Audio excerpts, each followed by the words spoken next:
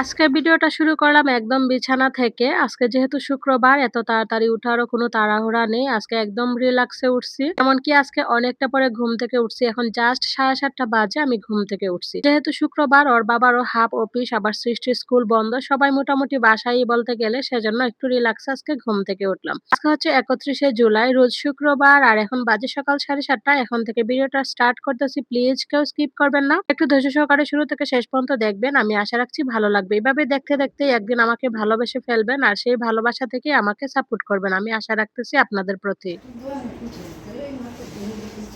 ওটাই বুঝছি, আমার মনে হয় মাথার গেছে গা। সকাল সকালে মাকে পাঠিয়ে দিছিলাম দোকানে। এই তো চিনি আর চা পাতা নিয়ে আসলো। তো আজকে সকালে আমি একটু সেমাই রান্না করব সবার জন্য। তার সাথে লুচি করব। এই তো আগে সেমাইটা রান্না করে নিতেছি। সেমাইটা রান্না করে রেখে তারপর লাস্টে জাস্ট লুচিগুলো ভাজবো। আর না হলে লুচি যদি আগে ভেজে রাখি তাহলে একদম ড্যাম হয়ে যাবে, ভালো লাগবে না।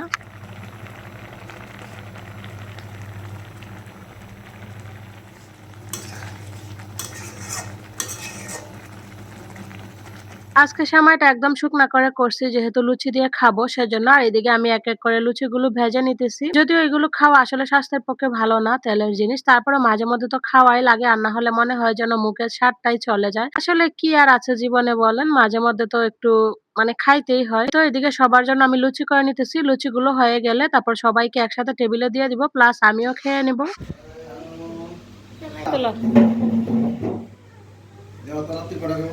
রাত্রে যাওয়াটা খাইতারে ভিডিও শুরু করে দিছি অনেকক্ষণ আগে, বাট আপনাদেরকে ভালো মন্দ জিগাইতে ভুলে গেছি। যাই হোক বন্ধুরা, আপনারা কেমন আছেন? আমি আশা রাখতেছি আপনারা সবাই ভালো আছেন। আমরাও ভালো আছি। ভগবানের কাছে প্রার্থনা করি আপনারা সবাই ভালো থাকেন, সুস্থ থাকেন। আর আমাদের জন্য আশীর্বাদ করবেন আমরাও যাতে ভালো থাকি।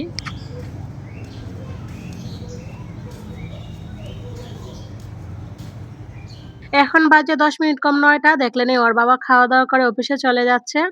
আর দেখেন আজকের আকাশটা কি সুন্দর লাগতেছে, তাই না? ভীষণ ভালো লাগতেছে। এদিকে হচ্ছে খাওয়া-দাওয়া করে এই যে দেখেন এদিকে লুডো খেলা হইতেছে। আসলে ওরা আসছে পর থেকে আমার মেয়ে ২ টা ভীষণ খুশি। এমনিতে যেহেতু সবসময় কাউকেই পায় না, তো বাসায় কেউ আসলে ওদেরও খুব ভালো লাগে প্লাস আমারও খুব ভালো লাগে।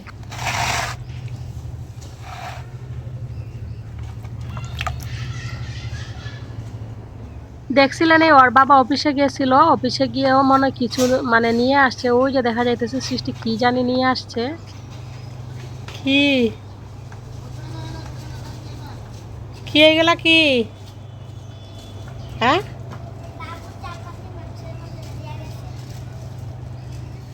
কি আনছো? ওরে বাবা, চা পাতা বড় প্যাকেট নিয়ে আসছে। কত বড় প্যাকেট নিয়ে আসছে।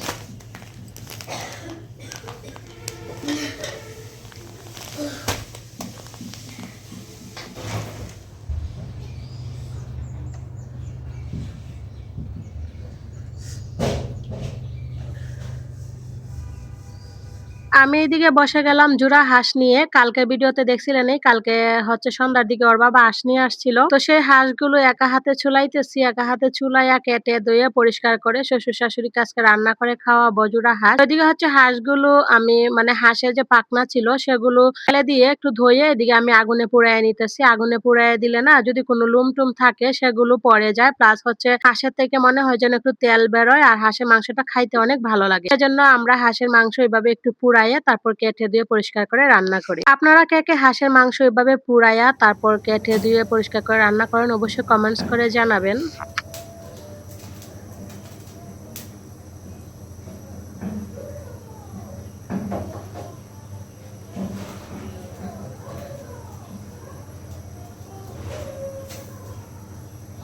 আজকে যেহেতু মাংস পরিষ্কার করব প্লাস হচ্ছে কাটবো, রান্না করব সেজন্য সকালে স্নান করি নাই। দুপুরে রান্না-বান্না করে তারপর হচ্ছে স্নান করব। এদিকে হচ্ছে আমি মাংসগুলো কেটে নিতেছি। আমার মতো করে আমি পিস করে নিব। মাংসগুলো কেটে নিয়ে ধুয়ে পরিষ্কার করে অল্প কিছু রেখে দিব অন্য একদিনের জন্য। আর বাকি সবটা মাংসই আজকে রান্না করে নিব।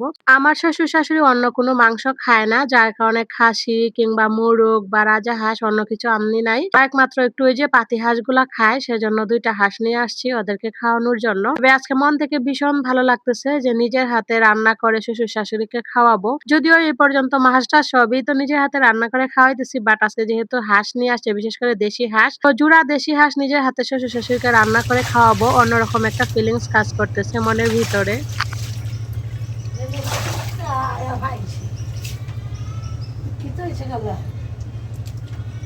বেলকনিতে বসে যেহেতু হাঁসগুলো কাটা মানে কাটছি, যার কারণে একটু রক্ত-টক্ত পড়ছে। তো আগে হচ্ছে বেলকনিটা আমি খুব সুন্দর পানি দিয়ে পরিষ্কার করে নিছি। আর না হলে পিঁপড়া চলে আসবে রক্তের গন্ধে। তো এবার হচ্ছে আমি রান্নাঘরে গিয়ে মাংসগুলো ধুয়ে তারপর পরিষ্কার করে রান্নাবান্না শুরু করব। আর দেখেন বাহিরে কি সুন্দর পরিবেশ।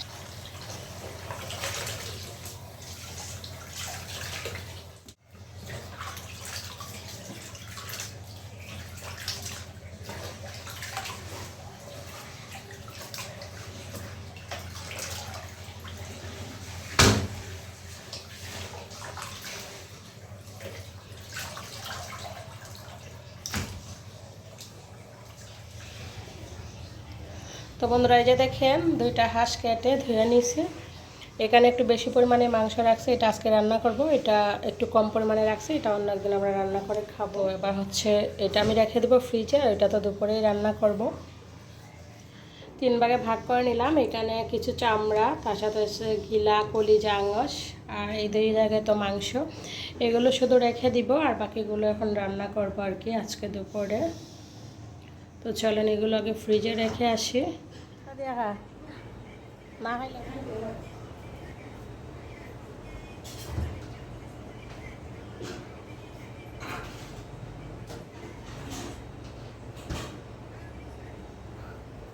আজকে সকালে মানে 7:30টায় ঘুম থেকে উঠার পরে মানে ১ মিনিটের জন্য আমি বসি নাই। এই পর্যন্ত কাজ করেই যাচ্ছি। তারপরে মনে হইতেছে সময় কিভাবে চলে যাচ্ছে। কারণ ওই যে আজকে দেরিতে ঘুম থেকে উঠছি, 7:30টায় ঘুম থেকে উঠছি। যাই হোক ফাইনালি কাঁথা ধোয়া তো সব কমপ্লিট। এখন 12টা মাত্র বাজে। এবার হচ্ছে ঝটপট করে রান্নাটা করে নিব। ওই যে বিছানা যে আমি দিনের মধ্যে কতবার মানে গুছাই আবার কতবার কি করি আমি নিজেও জানি না। ওইদিকে হচ্ছে ওরা 2 বোন মোবাইল দেখতেছিল প্লাস হচ্ছে আমার শাশুড়ি ঘুমাইছিল। তো এবার হচ্ছে আমি এদিকে বিছানাটা একটু গুছিয়ে নেব। চাদরটা তুলে একটু ঝাড়ু দিয়ে তারপর হচ্ছে আমি বিছানাটা গুছাবো। বুঝেনই সারাদিন এইখানেই খেলাধুলা চলে। তো সেজন্য বিছানার উপর দিয়ে একটু অত্যাচারটা বেশিই যায় আরকি। প্রত্যেক দিনের মতো আমার ভালোবাসার মানুষের কাছে আমি একটা রিকোয়েস্ট করে নিব। আপনারা যে বা যারা আমার এই ভিডিওটা দেখতেছেন কিংবা পরবর্তীতে দেখবেন, প্লিজ আপনাদের সবার কাছে আমি রিকোয়েস্ট করতেছি আমার ভিডিওটাতে একটা লাইক দিবেন। কারণ আপনার একটা লাইকের কারণে আমার এই ভিডিওটা চলে যাবে আরো অসংখ্য নতুন বন্ধুদের কাছে। একটা লাইক করবেন, একটা কমেন্টস করবেন। আর যারা নতুন আছেন অবশ্যই আমার চ্যানেলটাকে সাবস্ক্রাইব করে আমার পাশে থাকবেন। আর যারা প্রতিনিয়ত আমাকে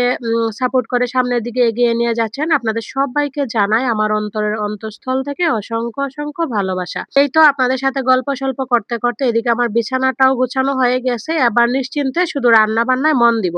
ঘরের সব কাজ কমপ্লিট হয়ে গেছে। এবার নিশ্চিন্তে রান্না-বান্না করে ওদেরকে খাওয়াইয়া তারপর আজকে আমি স্নান করব। আজকে আমার স্নান করতে মোটামুটি 4টা বেজে যাবে বুঝতেই পারতেছি।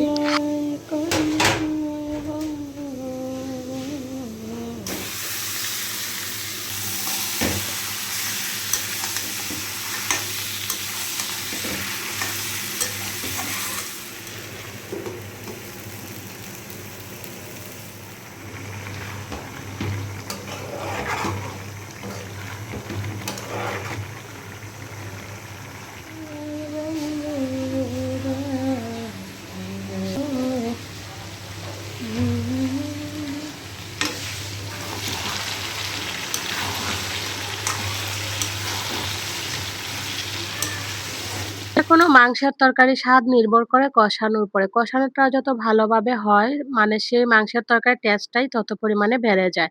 ভালোভাবে কষিয়ে আবার ঝোল দিয়ে দিছি। আবার হচ্ছে আমি প্রেসার কুকারে দিয়ে দেব। দেখেন আজকে চুলা দিয়ে কালি বের হইতেছে।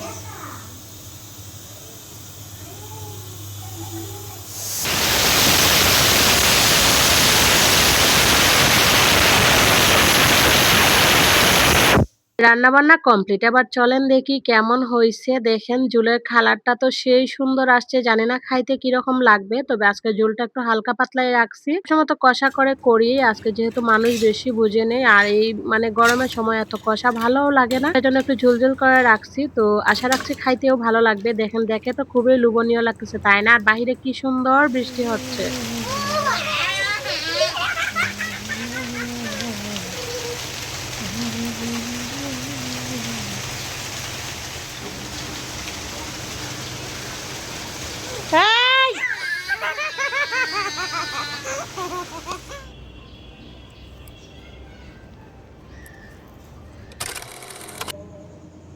তো বন্ধুরা এই যে দেখেন আমাদের সবার জন্য চা করে নিলাম, দুধ চা। আর ওরা শুধু দুধ খাবে, কমপ্লেনও খাবে না, তো ওদেরকে দুধ দিলাম আর আমরা সবার জন্য চা নিলাম।